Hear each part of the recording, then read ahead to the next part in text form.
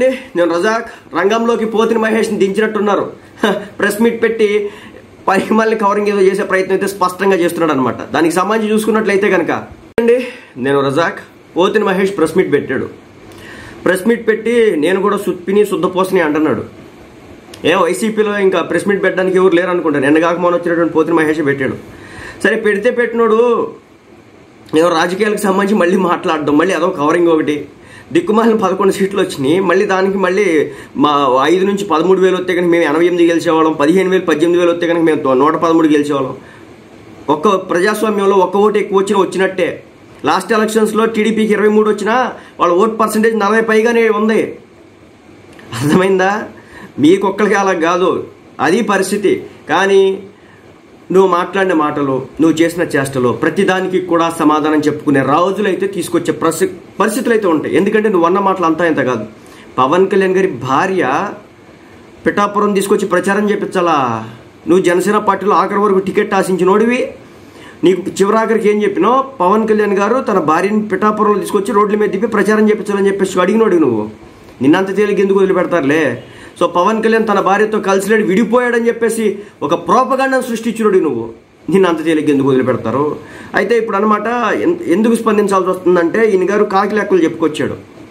ఆ కాకి లెక్కలు చూసిన తర్వాత స్పందించాలి. సో ముందుగా మాట్లాడాడు, దానికి సంబంధించి చూద్దాం. కూటమికి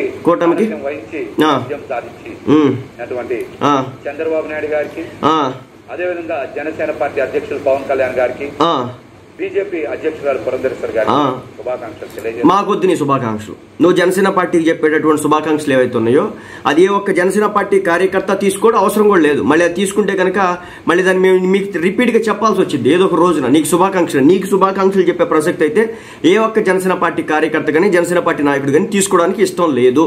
నీ శుభాకాంక్షలు మాకు ఇష్టం లేదని చెప్పేసి వాళ్ళు చెప్తున్నారు. తర్వాత పవన్ కళ్యాణ్ గారు దీర్ఘ నిరీక్షణ తర్వాత ఎమ్మెల్యే కావడం, మంచి విజయాన్ని పవన్ కళ్యాణ్ గారికి నా హృదయపూర్వక శుభాకాంక్షలు. నీ వద్దని చెప్తున్నా, నీ శుభాకాంక్షలు మాకొద్దు, నీ సర్టిఫికెట్లు మాకొద్దు. నువ్వు చేసిన రచ్చకి, నువ్వు చేసినటువంటి పనికిమాలిన పనులకి. నేను ఇంకో మాట చెప్తానండి, పోతిన మహేష్ గారికి టికెట్ రాలేదని బాధపడిన వ్యక్తులు నేను ఒకడిని. విజయవాడ నుంచి చాలా కష్టపడ్డాడు. మరి కష్టపడ్డాడు లేదు తెలియదు, కష్టపడ్డాడన్న ఫీలింగ్ అయితే కనిపించింది అనమాట. కష్టపడ్డాడని చెప్పేసి పవన్ కళ్యాణ్ గారికి ఎగెనిస్ట్గా మాట్లాడిన వాళ్ళు నేను ఒకడిని. అర్థమైందా? అలా మాట్లాడినందుకు చివరాఖరికి మమ్మల్ని మేమే క్షమాపణ చెప్పుకోవాల్సి వచ్చింది. పవన్ కళ్యాణ్ గారు మీరు తీసుకునే నిర్ణయాలు కరెక్ట్, వీళ్ళు రేపు పొద్దున గెలుచుంటే కానీ పరిస్థితి ఎలా ఉండేదని చెప్పేసి మాకు మేమే మళ్ళీ క్షమాపణలు చెప్పుకోవాల్సిన పరిస్థితిని తీసుకొచ్చాడు ఈ పోతిన మహేష్. ఈయన కోసం నేను మాట్లాడినోడిని. పోతిన మహేష్ గారికి పవన్ కళ్యాణ్ గారు టికెట్ ఇవ్వాల్సింది, ఎందుకంటే లాయల్గా ఉన్నారు, లాయల్ ఫ్యాన్ అని చెప్పేసి అన్నోడిని. రాత్రి ప్లేట్ మార్చి అమ్మనాబూతులు తిట్టినోడు. చెప్పు. అదేవిధంగా గత 2 రోజుల నుంచి చూస్తున్నాం జగన్మోహన్ రెడ్డి గారిని ప్రజలు ఆదరించలేదు. అందుకనే ఆదరిస్తే ప్రతిపక్ష హోదాను వచ్చేది కదా, ఆదరించకే కదా ప్రతిపక్ష హోదా రాలేదు పోతిన మహేష్. ఆయనకి ఓటమి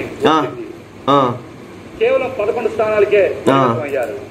భారీ మెజార్టీలు కూటమి అభ్యర్థులకి వచ్చాయని చాలా మంది విష ప్రచారం ఎందుకు పోతిన మహేష్? ఇది నిజమే కదా. 60,000 70,000 20,000 30,000 10,000 ఓట్ల మెజారిటీ వచ్చినాయి కదా. మరి నీ దృష్టిలో మెజారిటీ అంటే ఎంత? మెజారిటీ అంటే ప్రతి నియోజకవర్గంలో క్లీన్ స్వీప్ అవ్వాలా? నోటాకు కూడా ఓట్లు పడ్డాయి. మరి దానికి 4 లక్షలు 5 లక్షలు ఓట్లు పడ్డాయి అంటే ఇప్పుడు నోటాన్ని కూడా తీసుకొద్దాం ఏంది? ఇప్పుడు నాకు తెలియకడుగుతా, మరి గెలుపు అంటే ఏంటి? ప్రజాస్వామ్యంలో ప్రత్యర్థి మీద ఒక్క ఓటుతో గెలిచినా దాన్ని గెలుపుగానే భావిస్తారు. మరి నీ దృష్టిలో గెలుపు అంటే ఏంటి? ఎవరికి అర్థం కావట్లా. ఇది పెద్ద బూచ్ అన్నట్టు చూడండి. భారీ మెజార్టీలు కూటమి అభ్యర్థులకి వచ్చాయని మరి వచ్చిందేంటి?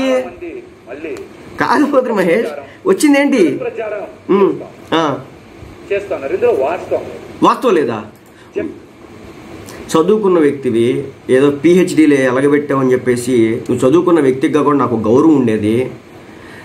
వచ్చిన మెజారిటీలు కాదంట. మరి గెలుపు కాదని చెప్పు. లేకపోతే మరి ఆ లెక్కేసి నీ లెక్కన వేసుకుంటే కనుక ఆంధ్ర రాష్ట్రంలో దేశంలో పార్టీలో ఉండవన్నమాట. కాకి లెక్కలు వేసుకుంటే చెప్పు. ప్రజల కోసం ప్రవేశపెట్టినటువంటి పథకాల్లో అందుకే కదా ఇవన్నీ ఇచ్చినారు. చాలా వరకు ప్రజలు సంతృప్తి చెందారు, చెందితే నీకు 11 సీట్లు ఎందుకు ఇస్తారు? ప్రతిపక్ష హోదాను ఇచ్చేవాళ్ళు కదా.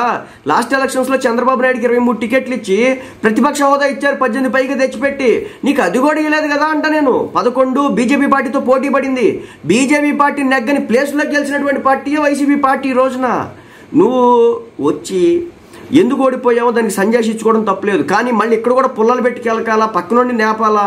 వాళ్ళు ఏదో ఆనందోత్సాహాలతో ఉన్నారు. కాదు, మనం వాళ్ళని కెలకాల, మంట పుట్టించాలంటే కుదరదు కదా. చెప్పు. జగన్మోహన్ రెడ్డి గారి వెనక ప్రయాణం చేస్తున్నారు. జగన్మోహన్ రెడ్డి గారిని ఆదరించారని నేనైతే వ్యక్తిగతంగా వ్యక్తిగతంగా భావిస్తా ఉన్నా. ఓకే. తెలుగుదేశం పార్టీకి వచ్చినటువంటి ఓట్ల శాతం 45.6. వైఎస్ఆర్సీపీ పార్టీకి వచ్చిన ఓట్ల శాతం 40%. మరి 46% వస్తే 133 సీట్లు వచ్చినాయి. 130 133 పైన ఎన్ని వచ్చి ఉంటాయి అంతేలే. 133 సీట్లు వచ్చినాయి. మరి మీకెన్ని వచ్చినాయి? 134 వస్తే 11 సీట్లే కదా. అంటే ఈ రాష్ట్రంలో రెండు ప్రధాన పార్టీలకి మధ్య ఉన్న వ్యత్యాసం కేవలం 5.5%.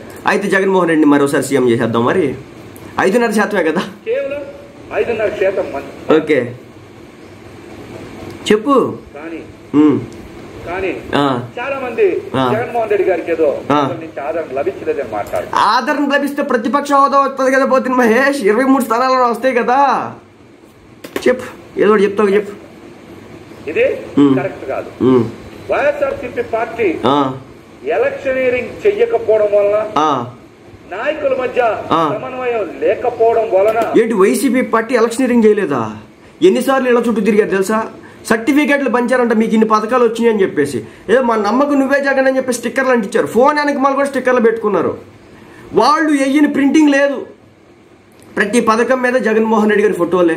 ల్యాండ్ టైటిలింగ్ యాక్ట్ మీద కూడా జగన్మోహన్ రెడ్డి గారి ఫోటోలే. ఆ ల్యాండ్ సంబంధించినటువంటి రాళ్ల మీద, సర్వే రాళ్ల మీద ఒక ఆధార్ కార్డు తప్పించి మిగిలినన్నిటి మీద జగన్మోహన్ రెడ్డి గారి ఫోటోలే. ఎక్కడ ప్రచారం చేసుకోలేదు అంటా. నేను రంగుల దగ్గర నుంచి మొదలు పెడితే ఫోటోల వరకు ప్రతిదీ ప్రచారం చేసి పెట్టారు. ఎన్టీఆర్ హెల్త్ యూనివర్సిటీకి వైఎస్ఆర్ యూనివర్సిటీ పేరు పెట్టారు, వైఎస్ఆర్ కాలనీ అని పేరు పెట్టారు, జగనన్న విద్యాదీవెన అన్నారు, జగనన్న అమ్మఒడి అన్నారు, జగనన్న చేయూత అన్నారు. చెప్పండి, మరి అన్ని చేసినారు కదా. దీని అంతా ఏమంటారు? ప్రచారం అనరా? లేదు. అసలు వైసీపీ పార్టీ క్యాడర్కి గ్రౌండ్ లెవెల్లో వాళ్ళకి ఏం లేదా అంటే ఎందుకు లేదు?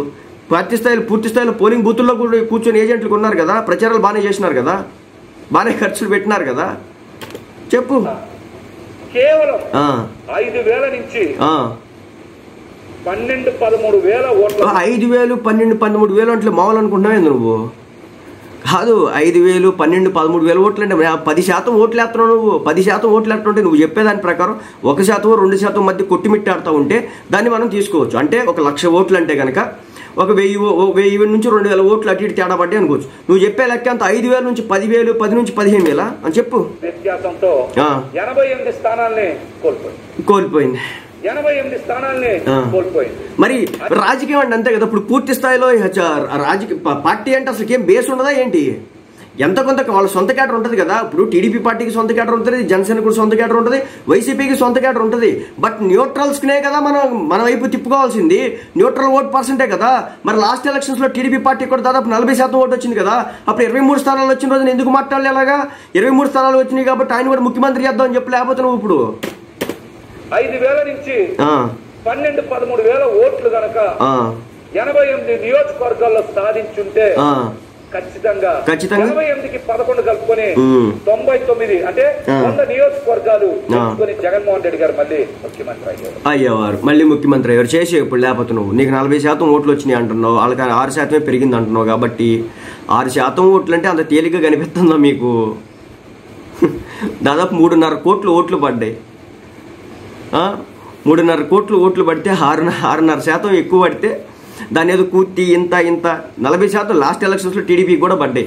సో అల్టిమేట్గా చెప్పేది ఏంటంటే ఓటమి ఒప్పుకో, ఇంకా అయిపోయింది. నువ్వు అనవసరంగా పార్టీ సరే ఇప్పుడు నీ మీద సింపతి చూపించే అంత కాంక్ష దుగ్ధ నాకైతే తాపత్రయం ఏమాత్రం కూడా నాకైతే లేదు. సరే, వైసీపీ పార్టీలో ఉన్నటువంటి ఉద్దండ పండితులు ఉన్నారు కదా, ఇప్పుడు పేరు నాని గారు కావచ్చు, అంబటి రాంబాబు గారు కావచ్చు, మిగిలిన పెద్దలు ఉన్నారు కదా, వీళ్ళంతా కూడా బయటకు వచ్చి వాళ్ళ రియాక్షన్ కూడా తెలిసిన తర్వాత అప్పుడు టీడీపీ వాళ్ళు కూడా రియాక్ట్ అవ్వడానికి అవకాశం ఉంటుంది. అల్టిమేట్గా ఏంటంటే నీవు చెప్పినటువంటి శుభాకాంక్షలు మాకొద్దు, నువ్వు ఎంకరేజ్, నువ్వు ప్రైజ్ చేసినటువంటి ప్రైజ్లు కూడా మాకొద్దు. ఆ జనసేన పార్టీ కానీ పవన్ కళ్యాణ్ గారికి వద్దని తెగేసి చెప్తున్నారు జనసేన పార్టీ కార్యకర్తలు.